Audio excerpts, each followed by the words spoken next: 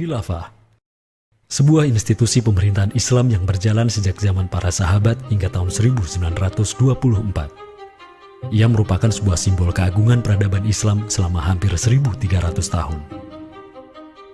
Setelah hampir seabad pasca keruntuhannya, kini ia kembali mencuat sebagai isu yang begitu hangat di tengah masyarakat. Belahan dunia timur dan barat membicarakannya, tak terkecuali di Indonesia.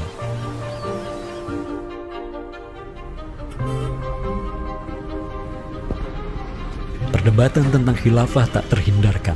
Apakah ia pantas diterima atau tidak di zaman modern saat ini? Kita tahu khilafah atau kehilafahan Islam itu di Nusantara bukan hal yang baru. Ya, sudah ada hubungan relasi antara kesultanan-kesultanan dan kerajaan Islam Nusantara dengan kehilafahan di Turki Utsmani atau wilayah Arab secara keseluruhan itu sejak abad ke-7.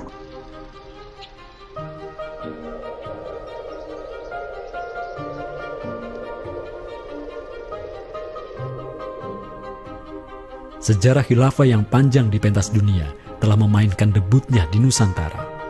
Islam yang diemban para punggawanya telah menjadikan Nusantara jaya dan menjadi sumber utama perlawanan terhadap para penjajah.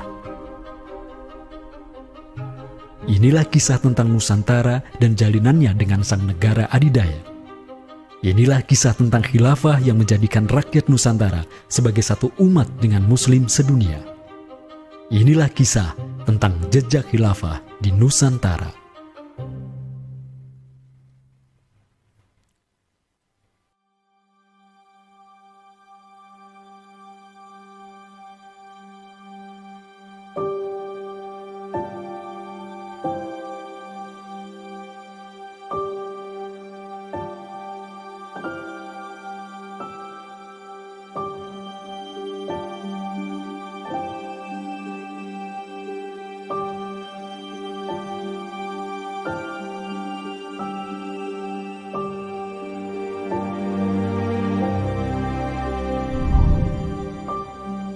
Senin, 12 Rabiul Awal tahun 11 Hijriah, bertepatan dengan tahun 632 Masehi.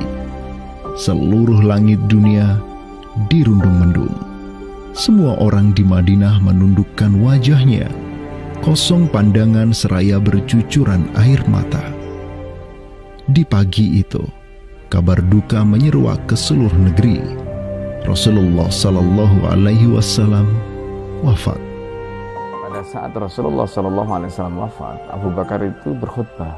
Abu Bakar mengatakan begini, Ya ayyuhan nas, inna Muhammadan qad mata.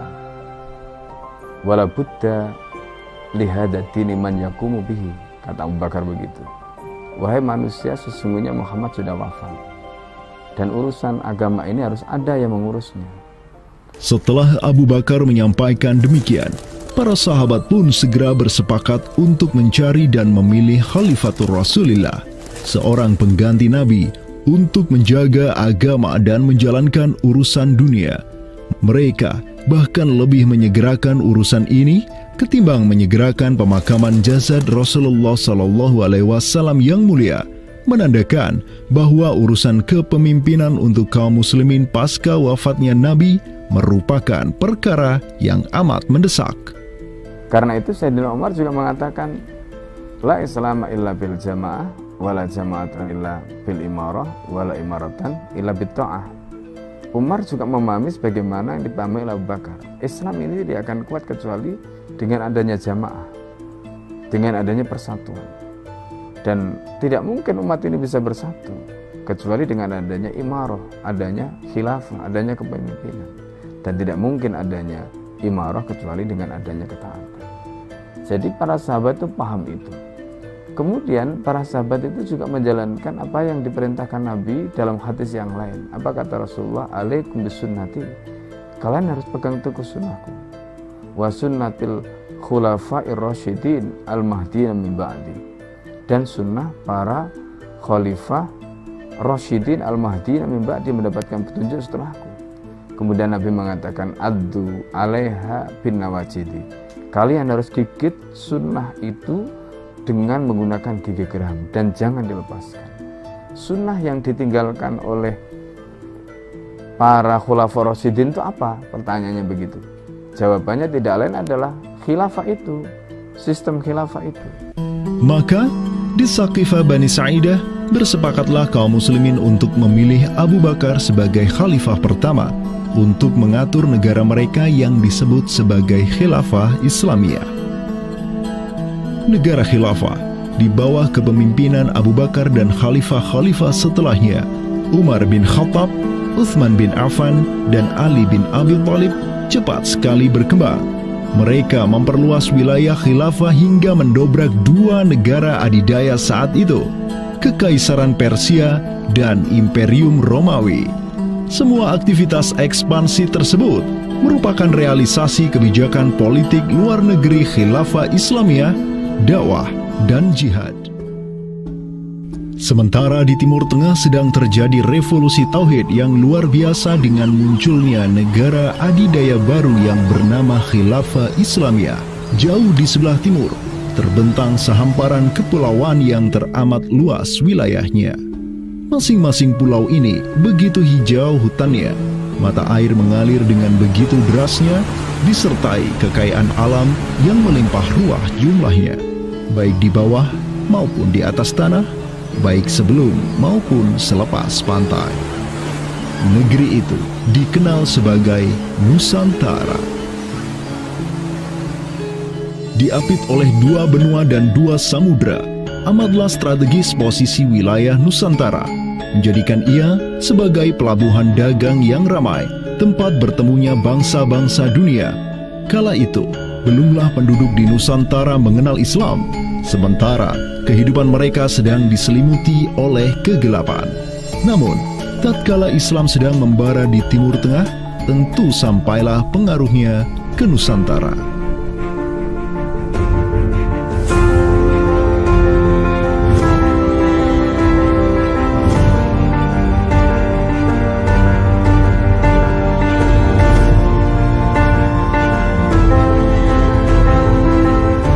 Saya ingin mengutip apa yang pernah dinyatakan oleh Buya Hamka ya di dalam buku beliau dari Perbendaharaan Lama, termasuk juga buku beliau yang judulnya Sejarah Umat Islam, yang beliau menyatakan bahwa sesungguhnya teori yang kita tahu bahwa Islam masuk ke Nusantara itu berasal dari Gujarat pada abad ke-12 sampai 15 Masehi, itu sebetulnya tidaklah tepat sepenuhnya. Karena apa? Karena Buya Hamka memiliki pandangan ataupun penjelasan terkait dengan kapan sesungguhnya Islam masuk ke Nusantara, ke Indonesia. Beliau menyatakan bahwa Islam masuk ke Nusantara itu jauh sebelum teori Gujarat.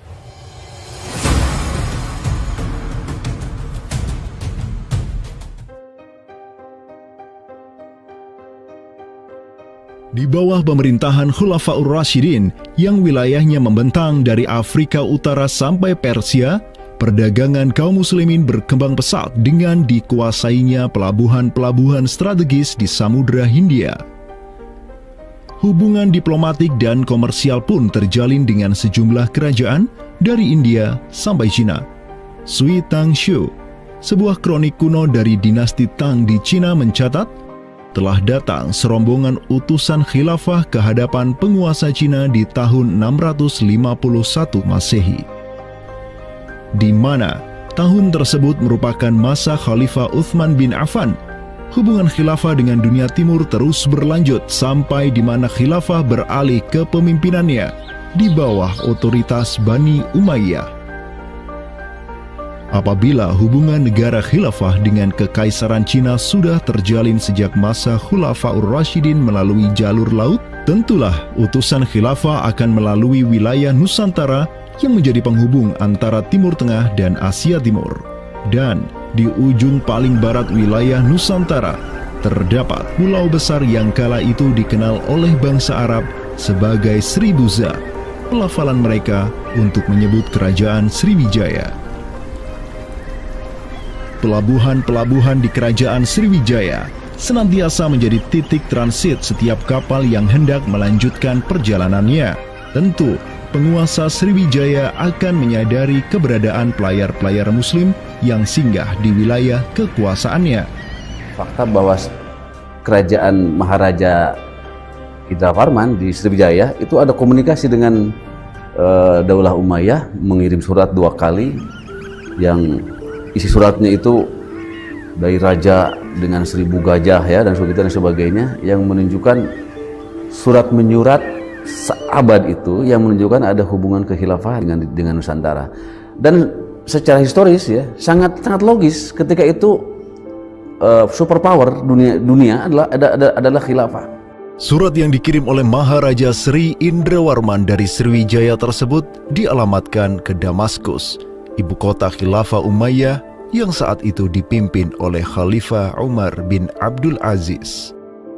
Dalam surat itu disebutkan, min malikil amlak alladhi huwa ibnu alfi malik walladhi tahtahu bintu alfi malik walladhi fi marudatihi alfu filin walladhi lahu nahrani yumbitani al-auda wal-allawha wal-jawza wal-kafura alladhi yujadu rihuhu ala masirati 12 milan ila malikil arab alladhi la yushriku billahi syai'an.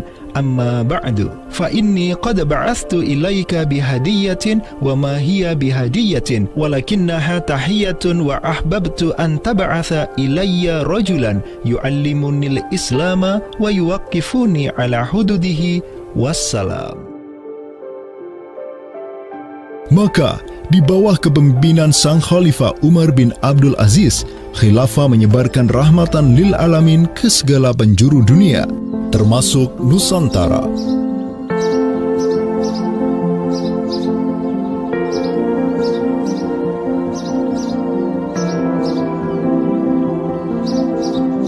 Seperti sekarang Amerika atau Eropa kan ada hubungan dengan semua negara karena dominasi politik, ekonomi mereka, kebudayaan dan sebagainya. Saat itu penguasa dunia atau superpower adalah dunia Islam, institusi politiknya khilafah, maka sangat logis kalau ada relasi dengan berbagai semua negara.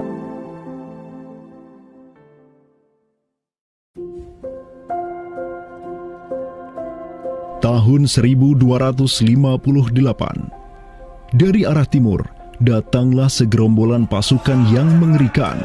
Tubuh mereka besar-besar bak raksasa, berkulit kuning dan begitu mahir berpanah dan mengendarai kuda. Inilah pasukan Mongol yang datang dari utara Cina.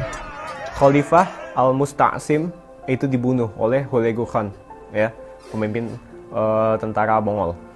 Kemudian pasca penaklukan Baghdad, itu Baghdad menjadi kota kosong, ya. Penduduknya dibantai, khalifah dibunuh, ya. Kotanya dibakar, perpustakaannya dihancurkan, wah pokoknya kacau sekali lah. Nah, tapi ternyata banyak keluarga Abbasiyah, ya, dinasti Bani Abbasiyah yang dia itu selamat dari pembantaian orang-orang Mongol, dan mereka itu akhirnya berdiaspora, mengungsi, ya. Ada yang berdiaspora, ada yang mengungsi ke Hijaz, ada yang mengungsi ke daerah Najd, ya, ada yang mengungsi ke daerah Mesir. Ada satu keturunan Abbasiyah, Bani Abbasiyah, yang dia itu mengungsi sampai ke Aceh, gitu. Di mana Aceh itu dulu, ya, negara yang berkuasa di sana adalah Samudra Pasai.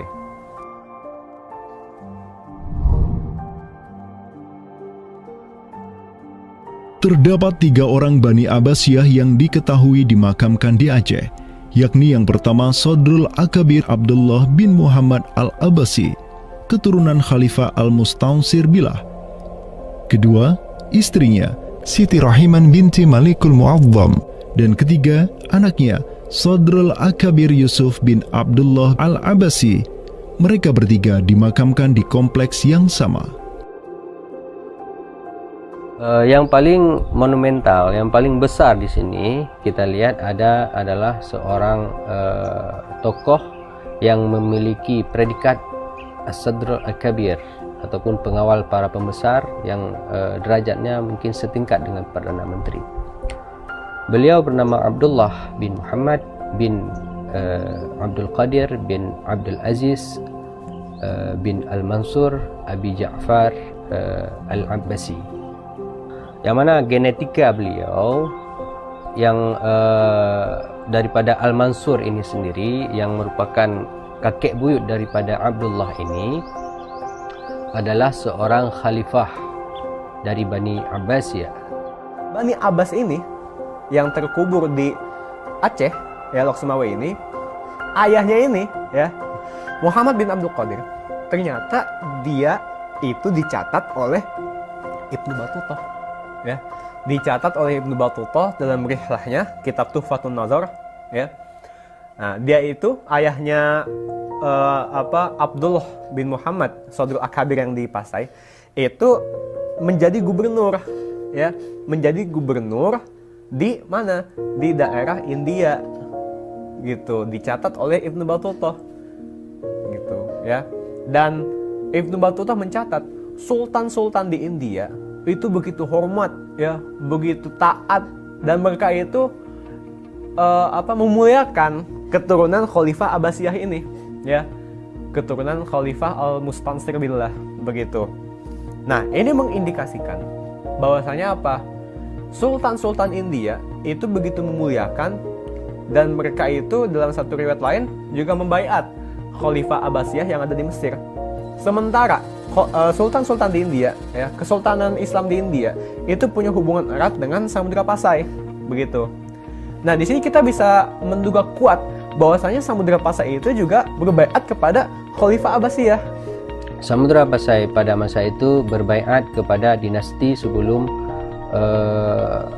Utsmaniyah berkuasa, yaitu kita menduga dan meyakini hal tersebut sesuai fakta-fakta yang kita temukan di lapangan bahwa Madinatul Sumatera ataupun Jaziratul Jawi, Samudra Pasai itu berbaiat langsung kepada dinasti Abbasiyah.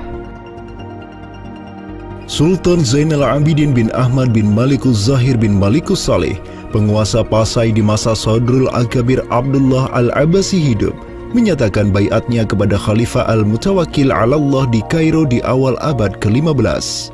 Begitu pula sebelumnya, Sultan Muhammad bin Tughluk di Delhi diikuti oleh Sultan Jalaluddin Muhammad dari dinasti Raja Ganesh di Bengali dan penguasa dari dinasti Utsmaniyah di Turki, Sultan Bayazid pertama. Seluruh sultan di dunia Islam menyatakan baiatnya kepada Khilafah Abbasiyah semenjak gelombang badai Mongol berhasil dihentikan oleh pahlawan-pahlawan Mamluk. Pusat Khilafah Abbasiyah kini berpindah ke Kairo, Mesir, dan menjadi magnet kaum muslimin global. Dari pusat khilafah inilah dakwah Islam mulai bangkit kembali dan menggencarkan aktivitasnya dengan mengirim berbagai juru dakwah ke seluruh penjuru alam. Dengan Samudra Pasai yang mendaulatkan dirinya sebagai Darul Islam yang berbaiat kepada Khalifah, Samudra Pasai mengemban tugas untuk mengubah seluruh Asia Tenggara dari Darul Kufri menjadi Darul Islam. Sultan Zainal Abidin Ra Ubabdar dibantu oleh putra Sodrul Akabir Abdullah bin Muhammad Al-Abbasi, yakni Yusuf bin Abdullah, yang di pucuk pusaranya tertera nama kakeknya Khalifah Al-Mustansir Billah, banyak menaklukkan wilayah-wilayah yang belum Islam di Sumatera dan Semenanjung Malaya. Seperti Ra Ubabdar. Ra Ubabdar itu berasal dari dua kata, Ra dan Ubabdar, yang mana artinya adalah penguasa gelombang. Ini adalah sebuah predikat yang sangat luas sebenarnya maknanya. Sesuai dengan masa yang ditorehkan pada waktu tersebut, bahwa Sultan Zainal Abidin Ra Ubabdar bin Ahmad bin Muhammad bin Al-Malik Al-Salih ini adalah salah satu masa kegemilangan Samudra Pasai, yang mana kita ketahui setelah masa tersebut yang memimpin Kesultanan Sumatera adalah anak keturunan daripada beliau ini, yang jumlahnya sampai 11 orang sultan. Bergerak dan terus bergerak itu meluaskan dakwah Islamnya sampai ke pulau-pulau. Itu masa Zainal Abidin Ra Ubabdar, terutama penakluk gelombang yang dijuluki beliau itu melebarkan sayap itu sampai ke seluruh Asia Tenggara. Digelarilah Sultan Zainal Abidin Pasai dengan sebutan Ra Ubabdar, bahasa Persia untuk gelar sang penakluk gelombang, karena dengan arungan pasukannya yang luar biasa di atas gelombang laut Nusantara, ia membuka banyak sekali wilayah, seperti Malaka misalnya, di mana di sanalah Sultan Zainal Abidin Ra Ubabdar menempatkan putranya Sultan Mansur sebagai penguasa Darul Islam Malaka. Kesultanan Samudra Pasai banyak pula mengirimkan juru dakwahnya untuk meminta penguasa-penguasa Nusantara lain agar menerima Islam. Salah satu juru dakwah tersebut dikirim ke Jawa Timur, pusat pemerintahan rezim yang mendominasi wilayah Nusantara saat itu, Kerajaan Majapahit.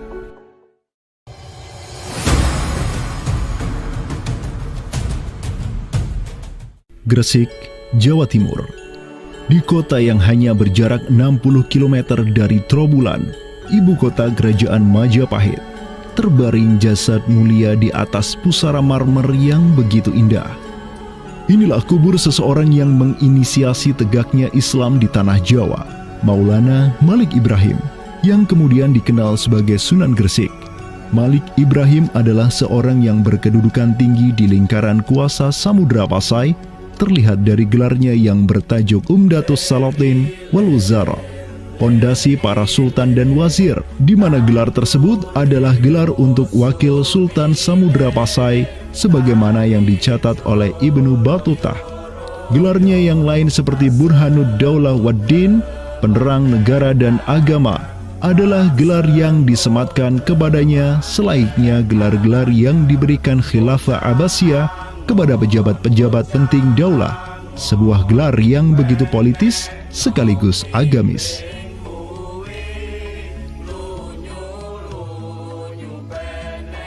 Maulana Malik Ibrahim dikirim oleh Pasai untuk mendakwahkan Islam kepada rakyat dan para penguasa Majapahit. Banyak orang-orang dari kesultanan ini, Kesultanan Samudra Pasai, yang itu berbaiat langsung ke khalifah, itu mengirim orang-orang atau orang-orang Pasai itu banyak bermigrasi ke daerah-daerah lain di Nusantara. Misalkan ya, kalau kita perhatikan makam tertua, ya salah satu makam tertua di Jawa yang sekarang terletak di Gresik, siapa orangnya?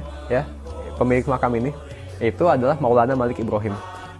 Maulana Malik Ibrahim, ya, kalau kita perhatikan makamnya yang di Gresik itu sama persis gayanya dengan apa? Dengan makam-makam yang ada di Pasai, begitu. Nah, ini merupakan bukti bahwasanya Sunan Gresik itu pernah ada di Pasai, ya, dan dia itu ya tahu sendirilah, ya, bahwasanya Maulana Malik Ibrahim yang kemudian dikenal juga sebagai Sunan Gresik itu merupakan salah satu dari Wali Songo.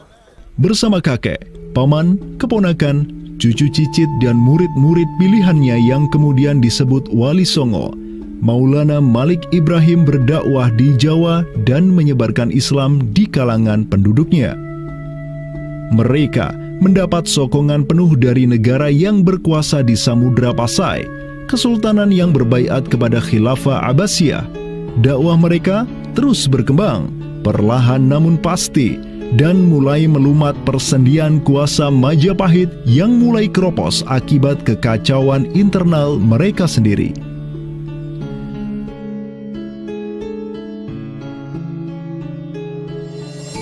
Para Wali Songo juga dihormati karena sebagian besar dari mereka menyandang status sebagai keturunan Nabi melalui jalur Husain bin Abi Thalib yang terus turun-temurun kepada Muhammad Sahib Marbal, turun lagi ke Alawi sampai ke Imam Jamaluddin Al-Husaini yang dikenal juga sebagai Syekh Maulana Jumadil Kubra, yang dari dialah para Wali Songo lahir sebagai anak-anaknya.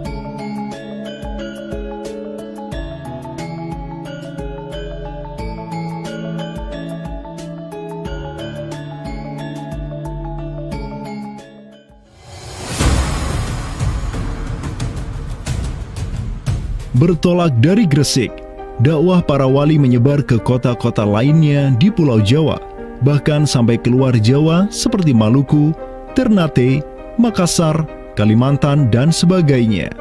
Selain kalangan rakyat, banyak pula pejabat-pejabat Majapahit yang tercerahkan dengan Islam dan sukarela mengucap syahadatain, seperti para adipati Majapahit di Palembang, Cirebon, Semarang, Pekalongan, Jipang, sampai Mataram.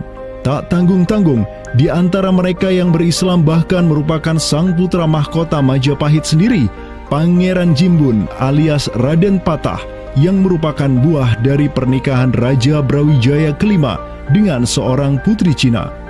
Ketika dewasa, Raden Patah belajar kepada Sunan Giri di Surabaya, kemudian diangkat menjadi Adipati Demak oleh ayahnya. Kemudian, di tahun 1478, Brawijaya kelima digulingkan oleh pesaingnya dari Kediri, Girindra Wardana. Tahta Majapahit yang diduduki oleh musuh ayahnya lantas membuat Raden Patah di Demak beserta seluruh elemen Islam di Jawa pimpinan para Wali Songo bangkit berjihad melawan Girindra Wardana dan penerusnya Patih Udara. Mereka terus berjihad dengan penuh keberanian hingga akhirnya berhasil melumat kekuasaan Majapahit yang dipegang oleh para pemberontak dari pihak Girindra Wardana dan Patih Udara. Kaum muslimin pun meraih kemenangan, hingga akhirnya mereka berhasil memproklamirkan berdirinya sebuah daulah Islam pertama di Tanah Jawa, Kesultanan Demak, pada tahun 1482. Digelari Raden Patah sebagai Senopati Jimbun Ningrat Ngabdurrahman Panembahan Palembang Saidin Panatogomo, atau dengan gelarnya dalam bahasa Arab Sultan Syah Alam Akbar Al-Fatah. Dialah Sultan yang telah memfutuhat Jawa menjadi Darul Islam.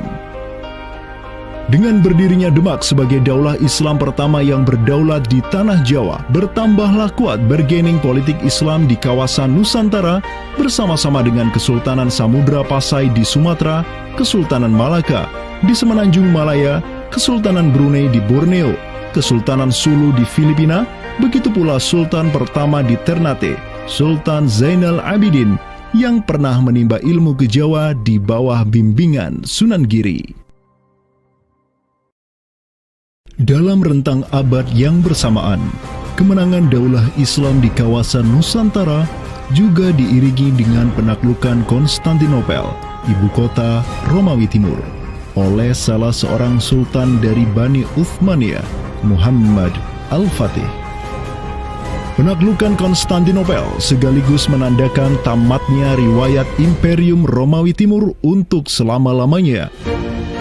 Penaklukan Konstantinopel pada tahun 1453 oleh Muhammad Al-Fatih, sang Sultanur Rum, merupakan realisasi dari janji yang telah terucap ratusan tahun sebelumnya oleh lisan mulia sang Sayyidul Mustafa, Rasulullah Muhammad Sallallahu Alaihi Wasallam. Sungguh, Konstantinopel akan benar-benar ditaklukkan. Sebaik-baik pemimpin adalah pemimpin yang berhasil menaklukkan Konstantinopel, dan sebaik-baik pasukan adalah pasukan yang menyertainya. Dengan dikdayanya kuasa Islam di tanah Rum, menjadikan para penguasa Uthmaniyah mempunyai citra istimewa di kalangan rakyat Nusantara.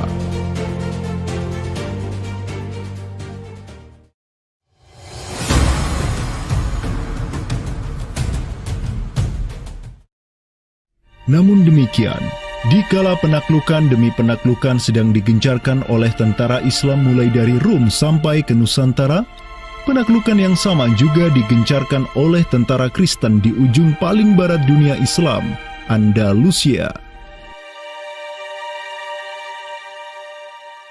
Berbeda dengan penaklukan yang kaum muslimin lakukan, di mana penduduk asli suatu tempat diberi toleransi yang luar biasa atas agama dan properti mereka, tentara Kristen Portugis dan Spanyol menaklukkan wilayah Islam di Andalusia yang saat itu sudah terpecah menjadi Reyes de Taifas atau Mulukhut Tawaif atau kerajaan-kerajaan yang saling tercerai-berai. 1492, kekuasaan Islam terakhir di Andalusia, Granada, berhasil ditaklukkan oleh suami istri yang menjadi penguasa Spanyol, Fernando de Aragorn dan Isabella de Castilla. Penaklukan kembali wilayah Andalusia menjadi negara Kristen yang mereka sebut Reconquista telah menyebabkan populasi kaum muslimin di sana tersapu bersih, entah karena diusir, dimurtadkan, atau dibunuh. Selain Reconquista, kaum Kristen Spanyol dan Portugis juga mempunyai motif ekonomi untuk menjadikan diri mereka kaya, yakni dengan mencari jalur rempah di Samudra Hindia yang saat itu merupakan potensi sumber daya alam yang luar biasa. Program mereka untuk mencari rempah di Samudra Hindia mereka sebut sebagai Estado da India. Kita sering dengar dengan istilah 3G gitu kan. Glory, Gospel, dan Gold gitu kan. Jadi ya mereka ingin ekspansi, mereka ingin menyebarkan misi agama mereka, dan mereka juga ingin mencari gold. Goldnya di sini adalah justru adalah rempah gitu kan. Begitulah betapa berharganya rempah pada saat itu, sampai 1 gram pala dihargai dengan 2 gram emas gitu kan. Paus Alexander ke-6, pemimpin kaum Kristen saat itu, begitu mendukung hasrat Portugis dan Spanyol untuk menjelajah dunia dan menyebarkan Kristen. Maka berangkatlah gelombang penjelajah Portugis yang disertai pasukan dan senjata untuk menaklukkan dunia Islam di Samudra Hindia. Di bawah pimpinan Alfonso de Albuquerque, armada Portugis berhasil menaklukkan Goa di India pada tahun 1510 dan setahun kemudian berhasil sampai ke Malaka, merebut pelabuhan strategis itu dari Sultan Mahmud Syah yang memerintah tempat tersebut.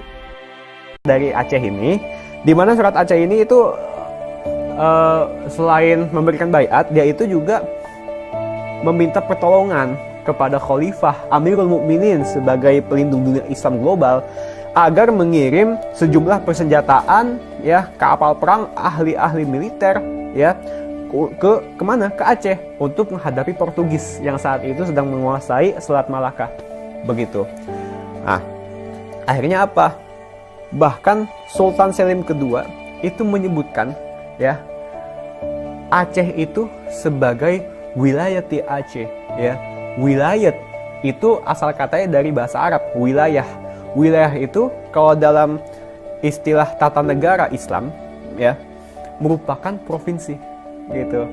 Jadi di sini, ya, Sultan Selim kedua, Khalifah Utsmani ini menyebut Aceh itu sebagai provinsi, wilayati Aceh, atau dalam arsip yang lain disebut wilayatul Hind, ya.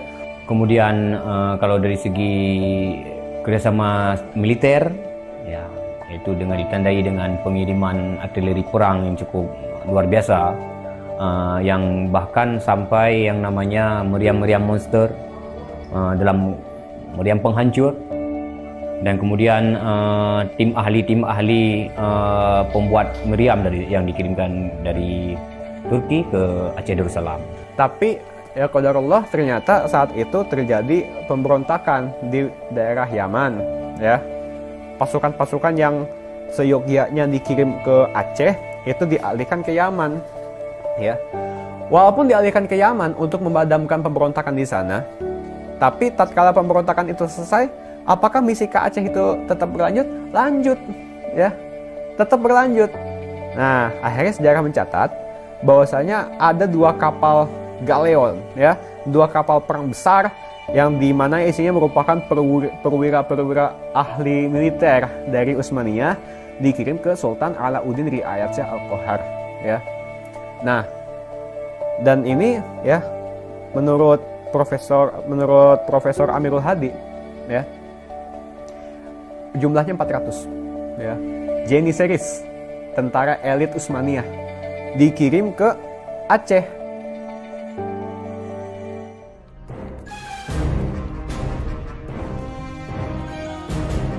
Selama masa Sultan Alauddin Riayat Shah Al-Qahar, Aceh melancarkan serangan besar-besaran ke Malaka demi menghancurkan Portugis.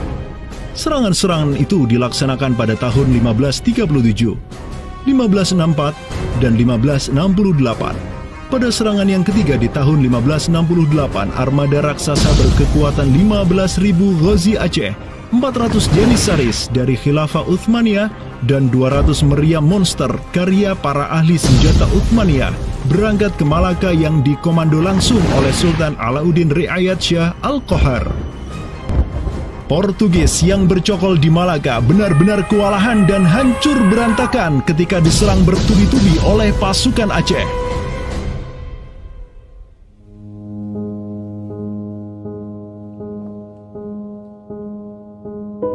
Walau demikian, Portugis berhasil bertahan karena dibantu oleh sekutu-sekutunya dari Johor dan Kedah. Banyak korban yang berjatuhan baik dari pihak Aceh maupun pihak Portugis. Begitu pula ada beberapa Janissaris Uthmaniyah yang turut gugur dalam jihadnya di kawasan Nusantara ini. Ada satu daerah di kawasan Bandar Aceh ini, Bandar Aceh Darussalam itu Kampung Bitai. Itu tempat para tentara-tentara Turki syahid. Kemudian dimakamkan di Bitai.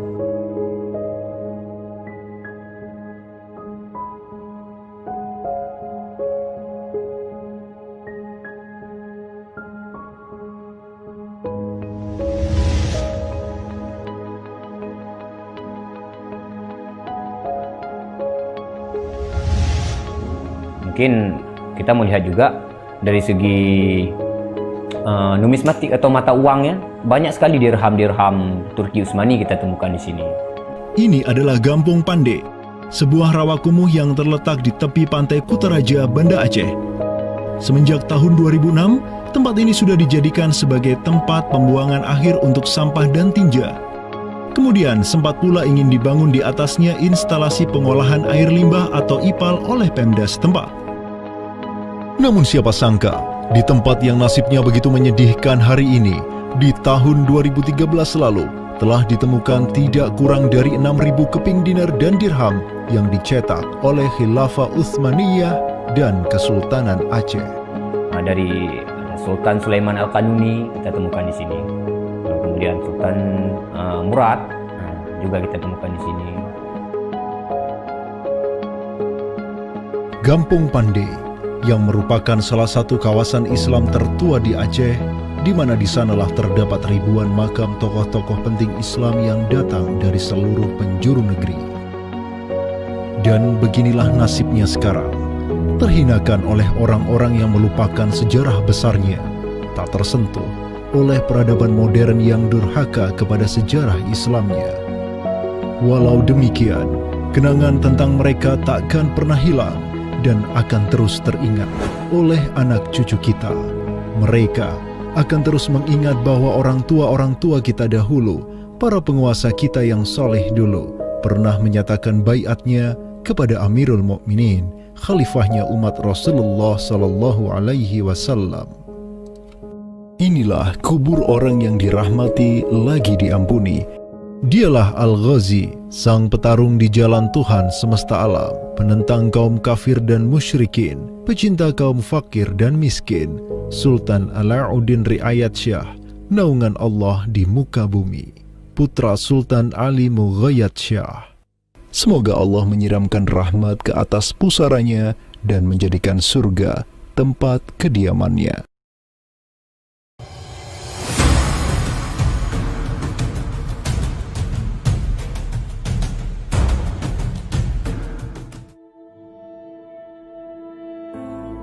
Seiring angin Katulistiwa yang terus merayu, gelora Islam juga terus melaju dari Aceh, Jawa, dan terus menyusur ke arah timur sampai ke Jaziratul Muluk, Kepulauan Raja-Raja.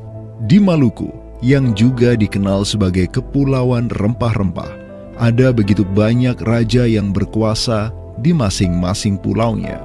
Namun, semenjak Zainal Abidin, penguasa Ternate yang masuk Islam dan belajar kepada Sunan Giri di Jawa, Ternate langsung memproklamirkan dirinya sebagai negara Islam.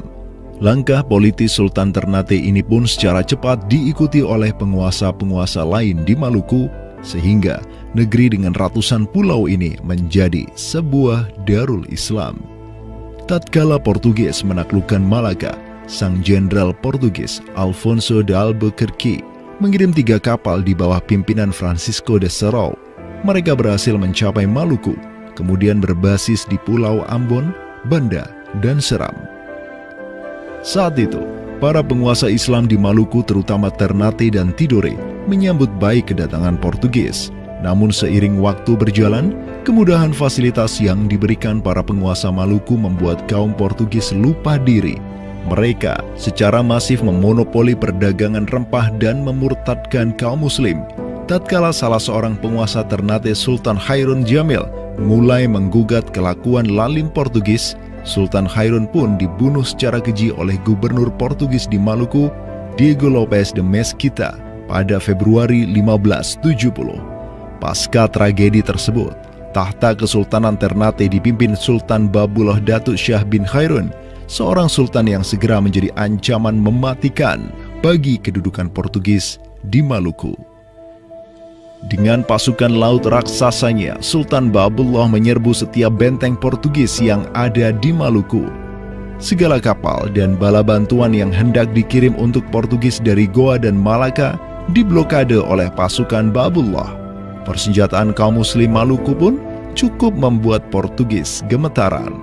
Karena selain menggunakan panah, tombak dan pedang, Sultan Babullah juga menggunakan meriam monster hasil buah tangan Janissaris Utsmaniyah. Sultan Babullah itu mempekerjakan sekitar 20 ahli militer dari Khilafah Utsmaniyah. Gitu. Nah, orang-orang Utsmaniyah ini ahli militer dan mereka itu ahli juga persenjataan.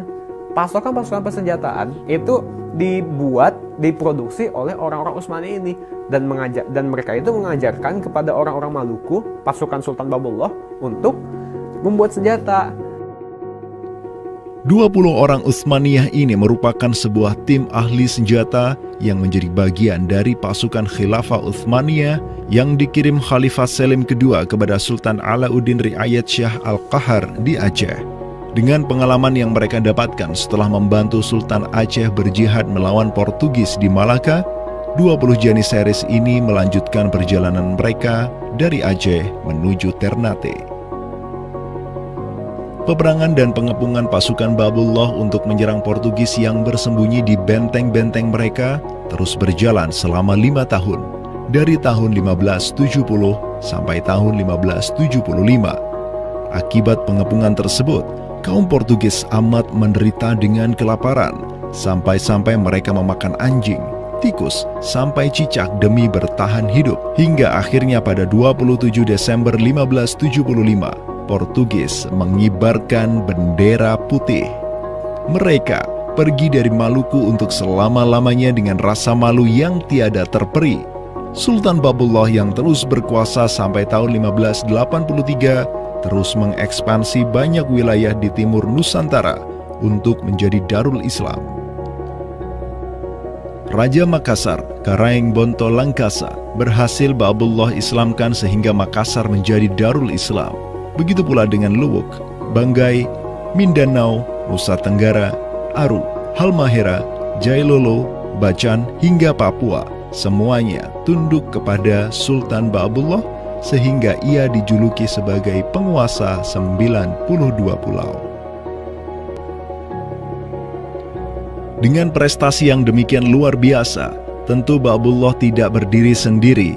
Ada ikatan solidaritas dengan sultan-sultan Aceh, Jawa, sampai Filipina. Ikatan sebagai satu umat. Ikatan dengan satu akidah, akidah Islam. Ikatan dengan satu semangat, semangat jihad. Dan ikatan dengan satu kepemimpinan, karena seluruh sultan di Nusantara tunduk dan begitu hormat pada Khilafah Utsmaniyah.